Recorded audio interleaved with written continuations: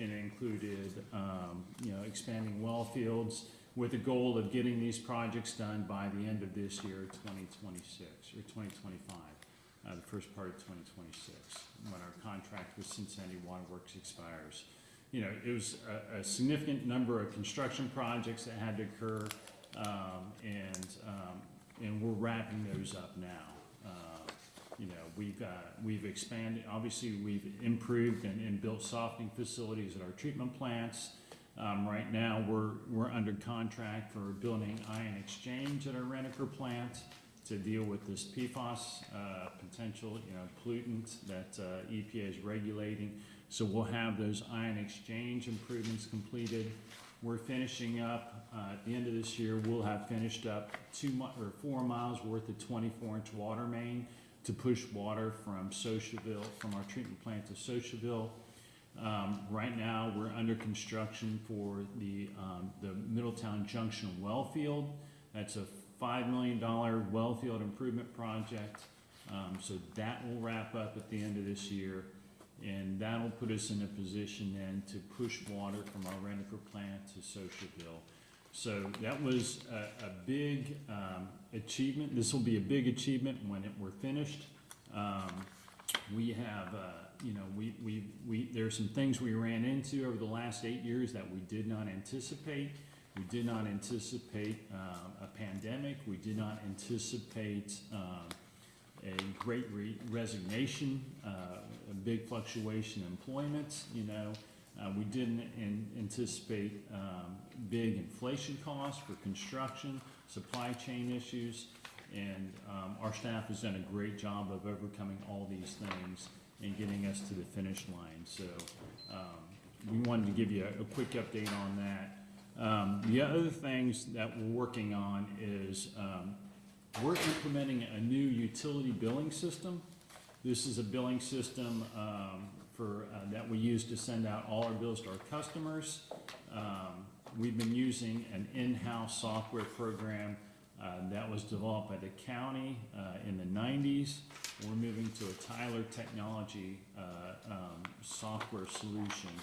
And that software solution will allow us to provide better service to our customers. It'll also allow us to analyze how we're getting money in from our customers, and it will enable us to come back to you with different types of rate structures. So our rates, the last time we increased rates adopted a resolution to increase rates was a year and a half ago. We're coming up at the end of our rate cycle, which will come at the end of next year in 2026. So you'll see us in the next year or so coming to you, discussing rates and presenting different rate structures to consider moving forward. So you'll see us doing that. Also, the other thing that we wanted to bring to your attention is we are starting to run out of water up in the North water system.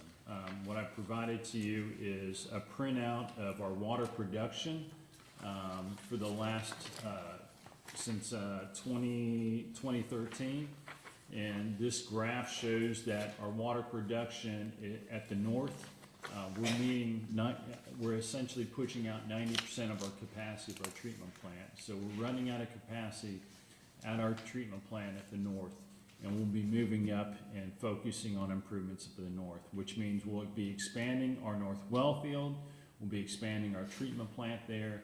We have the property, we rent the property from Miami Conservancy District. That's where our North well field is. We'll be jumping from the left side of the creek to the right side of the creek on Twin Creek at the confluence of Twin Creek and the Grant Main River. We'll be looking at putting in 3 additional wells in that area, and then expanding our treatment plant. That's going to be a significant cost. We were probably looking somewhere in the range of $15 million to expand that water plant. And so at that point, we may end up taking a look at debt service to finance those costs. So we hadn't really anticipated doing that this quickly, but the growth in the North is really picked up. You see in the county, you're seeing growth move from Deerfield and Hamilton Township. Deerfield is pretty much near build out. Hamilton Township, our service area is approaching build out there. And so we're gonna be looking at, we've seen that growth move up north into Clear Creek Township in the Shaker Run area. So we still see a lot of new customers in that area, which means we're going to have to expand our treatment plants up north. And we're gonna start looking at that this year and start planning those projects out. And the last thing is, wanted to bring your attention is, we're still working on discussions with Franklin Regional with the potential to look at operating their treatment plants up in Franklin Regional. So those are all things that we're working on. Just wanted to give you a quick update on those projects and answer any questions you might have. So the list from 2017 is, you're crossing the items off the list. Yeah. Just adding new ones too. What's that? And adding new ones too. And We're moving Yeah. on to new projects, yeah. Great. So any questions, and be happy to answer anything that you have. I just have a question, and I know that this is sort of unrelated to the treatment plants and the water facilities, but it's, once it leaves the water leaves the facility and gets to people's homes, about concerns, or I'm curious about the aging infrastructure to get there, specifically with respect to lead. Do you have concerns about aging infrastructure leading to residential facility homes with aging infrastructure and lead? Yeah, aging infrastructure, we're fortunate, we're blessed, because when you look at a lot of the water providers and you look at lead service lines, you're typically looking at older communities that had lead service lines that went from the house, from the roadway to the house. And those service lines were really put in the 1940s and 50s.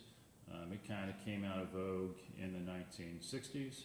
And we're fortunate the fact that our water system, we're relatively young when you look at an age. We started up really around 1960s. So at that point, the county did not allow lead service lines even when we started up. So we have documentation that goes back to our very first rules and regulations that call out, the service lines from the road to the house are to be copper. So we don't have lead infrastructure, we don't have lead lines. We've done an inventory. EPA requires us to do an inventory of all the service lines to our customers, and since we've never used lead, we're able to confidently tell our customers that no, we don't have lead service lines. And so, but the aging infrastructure is always, a concern of ours. We're seeing more and more main breaks happening. Our lines, along our water lines are predominantly ductile iron and cast iron water lines. And when those first went in and were installed, we were told, back in the 70s that the ductile iron is going to last 100 years. And the cast iron is going to last, 60 years. And it's not, we're seeing, water lines that were put in the 1980s, ductile iron water mains, and they end up having main breaks on these lines that were installed in the 80s. So we're getting older, our system is aging, it's getting older, and as we get older, we're seeing more issues with our water lines, and hence we're, at a point where we're starting to replace a lot of these mains. We've got these projects where we're trying every year to replace a couple miles worth of aging water line, and it's expensive. Yeah, I mean, I'm well familiar with that. You've been here many times talking about that in particular areas of the county, but I think, my question was with respect to lead lines, and you've answered that question. What's amazing to me is that in the 1960s, we knew about the dangers of lead, and yet lots and lots of communities are having to deal with that still, 60, 70 years later. So it's a positive that while we do have to continue to invest in replacing those lines, we don't have to be worried about the contamination. Yes, Since there is no safe level of lead. that's good news. I appreciate hearing that history on it. We did leave with you a copy of our annual consumer confidence report, and it's a 6-7 page report that we send out, make available. We make it available to all our customers, and it's a report that talks about what is in our water, the water quality that we produce. It talks about how we treat our water, and it has a list of all the testing that we do on our water source. Oh, and I know our water we have really high quality water, and you talk about that all the time. I just know a lot of communities are struggling with aging infrastructure. Like once it leaves the facility and then it's going to someone's home, those lead lines are, as they're decaying, it's poisoning the water. And so it's nice to know that on the front end, our water is well tested and high quality, and then when it transmits to the end user, that it remains high quality. So. And every time we adopt a new process at our treatment plant, we work with Ohio EPA to make sure the water that we send out is stable and that we're not causing issues with copper lines or service lines. So we're constantly doing lead testing. Because that was the issue, right, in Flint, that they changed how they were treating the water, and that reacted with the lead lines. They changed their water source, they changed their pH in the water that they were purchasing or producing, and that change in that pH ended up causing lead to come out of solution. So we're very cautious about that, extremely cautious about it.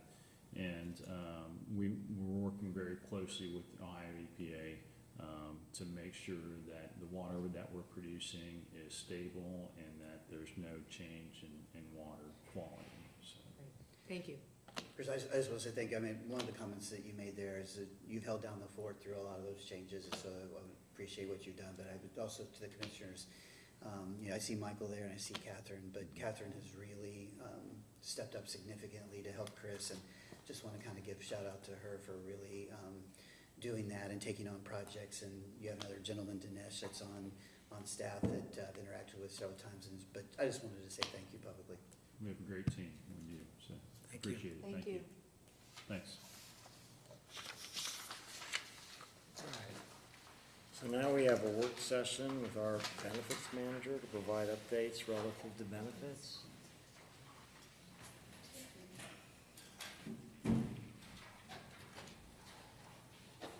Morning, Tammy. Good morning, Commissioners. We are here as your benefits and risk team. We have Faith Stone and Nicole Downing, and we manage the the health insurance program, all the wellness programs, property casualty, and workers' comp. So while we're able to answer any question that you might have, we want to focus mainly on what's happening with health insurance and in our wellness program. So some highlights and successes that we're seeing. So I'm going to go ahead and turn it over to Faith Stone to talk about some of those. Good morning, and thank you for your time. So enrolled in the BOCC healthcare plan, we have about 1,937 enrollees, and that includes spouses, employees, and children. There are about 900 employees, about 350 spouses, and about 700 children on our plan. As you know, we have 2 medical plans to choose from, the base and the buy-up. Enrollment in those is 55-45%. 55% of the enrollees are on the base plan. And I also want to talk about orientation. We started offering benefits orientations to new hires a few years ago. We had a break in that, and then we got back to it, and we've noticed some very wonderful things that are taking place because of that. Nicole is the one who runs those. The new hire orientations are mandatory for all of the departments that are under the Board of Commissioners, and anyone is welcome. So we do see that other departments outside the BOCC send their new hires, and we've had wonderful results with that. More accurate paperwork, that in-person face-to-face meeting is good. Martin always pops in, and it's very personable what he does, and and offers, gives some basics about the values of our benefits and opens it up to questions, and we get very good feedback from that. So we had those orientations, and then also I want to talk about our switch to ArrowRx, the pharmacy carrier this year. We've seen some very good things from that. We've heard via email and phone call, all three of us have heard a lot of good feedback. There's been minimal disruption, and the employees, and we've even heard from spouses, that working with ArrowRx is, when Arrow told us it's concierge service, it really is. Whether someone is reaching out via phone call or via email, and I even encounter employees and spouses naming the person at ArrowRx who really helped them out. And yesterday we met with Hub, and they gave us a success story of one person in particular. I'm going to look at my notes here for the dollar amounts, that they said with one person in particular, they were able to tag them up with a manufacturer's program that was a savings to the plan of about $290,000 annually. And that's just one prescription alone. So Arrow works on behalf of the plan and on behalf of the member to try to source prescriptions at a lower cost. Okay, one of the final things I'm going to talk about is prevention, which we know prevention helps with longevity of life and then costs to the plan and costs to the member. And the BOCC plan covers things like wellness exams, the age-appropriate screenings, immunizations, labs, and so forth. We also have the Quick Care Clinic, which is a new thing that the health department is offering, and they do basics like injuries, minor illnesses, infections, and some immunizations and things like that. And their services are run through United Healthcare. They used to be out of network for United Healthcare. They're now in network, and so it results in a cheaper cost compared to going to an urgent care, going to a little clinic, and so forth. And it's super convenient. Most of the employee base is here on the campus versus, one of the off-site locations. And so if they need to make an appointment there, they can sometimes just walk next door and get that done. Finally, I will end with mentioning Wellness Week. You probably saw we were sending out email blasts last week. Nicole and I traded off days on developing a topic and really focusing on a topic. I didn't go a day without receiving good feedback from employees, directors, deputy directors, and so forth on that Wellness Week. Trying to educate employees on wellness and the preventive measures and things that just help overall with, like I said, personal costs and cost to the BOCC plan. All right, I'm going to turn it over, dovetailing into wellness. Nicole is going to go over some details about our wellness. Good morning, Commissioners. Thank you for your time this morning. My name is Nicole Downing. I'm the newest member of the Benefits and Risk Division. As Faith had mentioned, we did a Wellness Week of email blasts to the employees, really highlighting the Board of Commissioners' wellness opportunities and giving them some education on that. One of the things we first highlighted was the Dave's Day for Your Life. This incentive involves having the comprehensive blood screening, and it requires, the employees earn a paid day off work for that. January 2025 screenings, we saw a great response of 671 employees participating in that. The second program we highlighted was the Wellness Incentive. This is an HSA incentive where employees can earn a $300 deposit into their HSA account, and that's for doing a few different things. Having a primary care physician, getting the biometric screening, and doing their annual exam. And for that, they get a $300 incentive into their HSA account. And we can, if a spouse is eligible, we allow a spouse to also participate in it. So potentially doubling the employee's deposit into their HSA, which is a great thing for them. Third opportunity is the Wellness Day program. This program is more of a points program where employees can do different health incentives, do some lifestyle changes, they earn enough points, they can earn another day off of work. And that's a really well-received program as well. Besides these wellness programs, the board has also put in place a really good nutrition program through Weight Watchers. We've seen the first half of 2025, we saw a participation average of 314 subscribers with about 244 net pounds lost. So that's a good win. And then the last program that is in place is the Employee Assistance Program, the EAP. And that offers confidential short-term counseling to our employees and their families for different life, life issues that come up. So it's a really good thing to have in place. We average about a 5.5% utilization for that program, which is slightly above average for the nation. All these programs that I mentioned, they all really are designed to work together, and they go hand in hand to improve the health of our employees, but also to manage healthcare costs. And with that, I'm going to hand it back to Tammy to talk about some really good things with the Samaritan Fund and ArrowRx as well.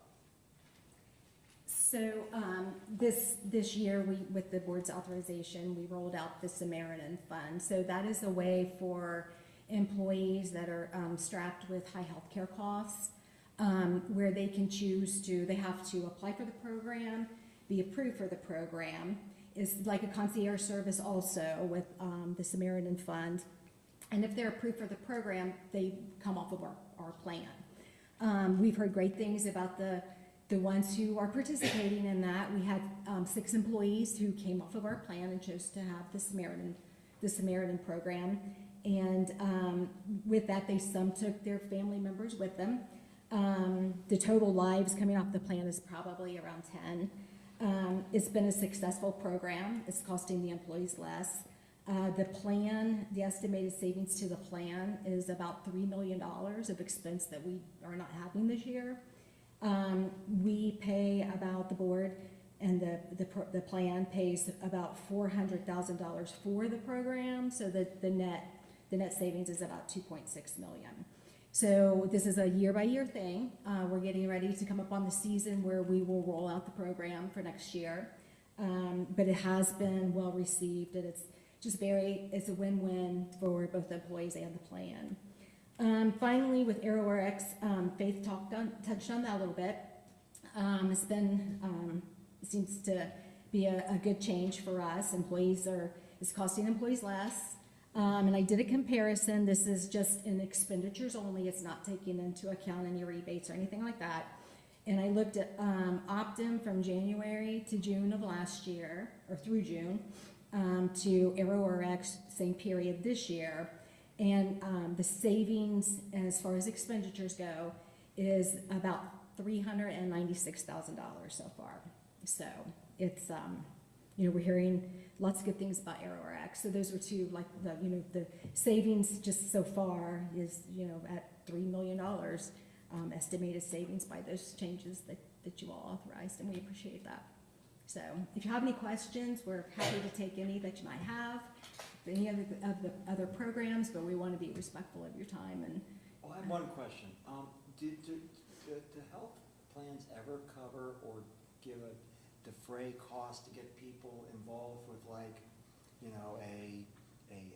a health program or programming or joining some sort of a club where they work out, like the Countryside Y?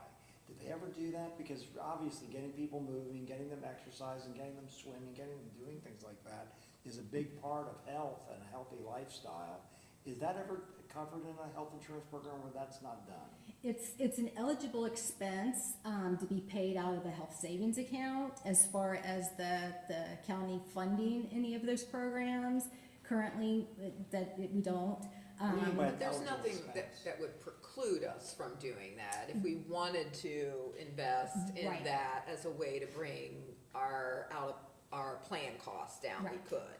And we are looking at, we look at those things periodically, and, maybe something that, we can bring some numbers back to the board, sometime here in the near I'd be future. interested to know if that could work, how it would work, because I'd love to encourage our people to join something like the Countryside Y, to join a fitness center and to regularly exercise. Because we care about diet, we care about nutrition, we care about their healthy lifestyle with that. But a big part of their lifestyle is being fit with having some sort of an exercise program.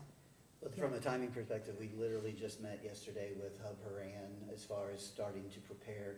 I mean, it's scary, but we're starting to prepare obviously for 2026 and what the rates and things are gonna look like. And so those are types of items that we sit there and discuss. One thing that we know we can't discuss is step therapy. I'm just touching you because we like that one. We always laugh when we bring up that word. But no, but those are items that we can sit there and bring forward. And I think we just look to you as from a guidance perspective on, there's some things like that we may not necessarily see an immediate rate of return because we know that it anecdotally does help people, but you don't necessarily see the other side of the ledger from a savings perspective like you maybe do with like Samaritan Fund. So we just we'll bring probably several ideas to you like we do in past years and see which ones you have interest in and which ones you want to take or want to pass on. I agree with Tom. Or Commissioner Grossman, my apologies. I think it's a really important thing, and being able to incentivize that behavior that we know brings costs down over time, and increases people's, mental health and longevity and all those things. If we can figure out a way to make it, monetarily feasible for the county, I'd like to at least look at some of those things. I understand what you're saying, Martin, that prevention is always very hard to quantify in the short term, and we're on a 1-year time horizon because we renew our benefits every year.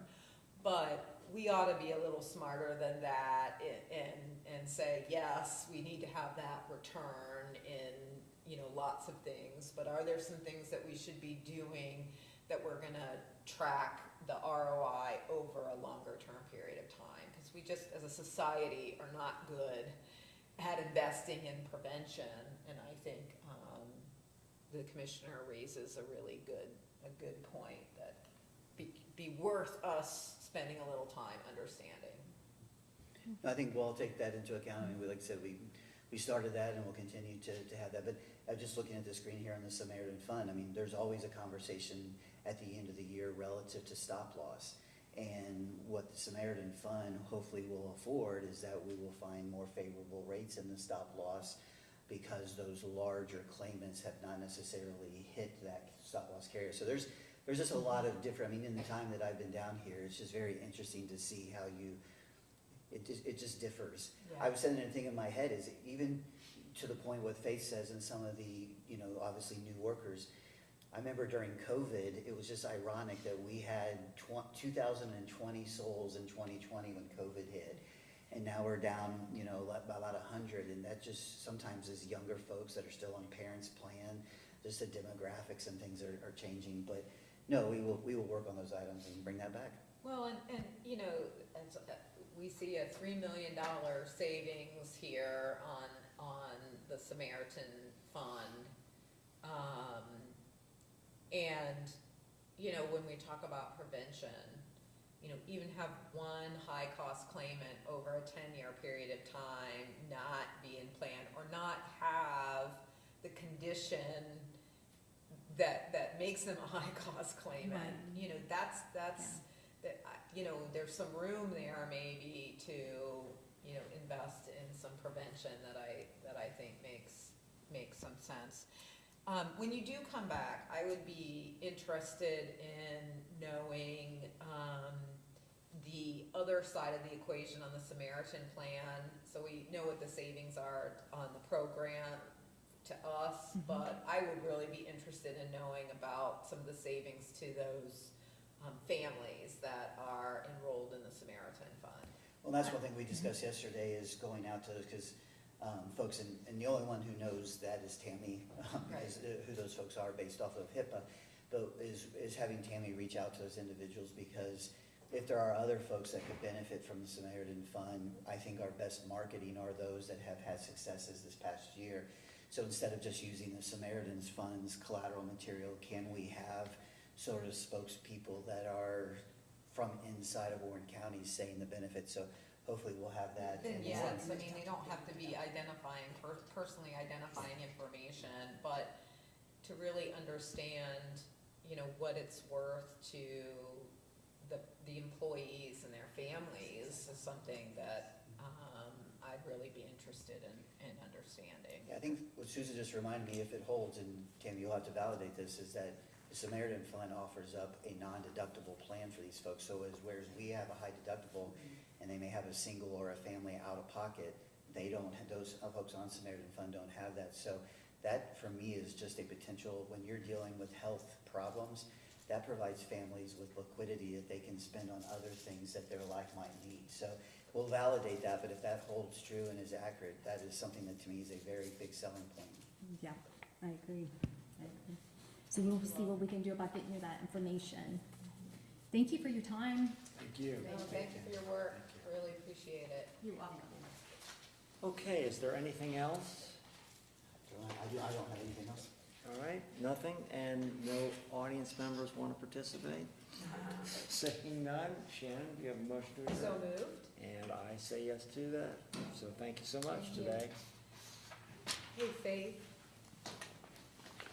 I still have not gotten a replacement card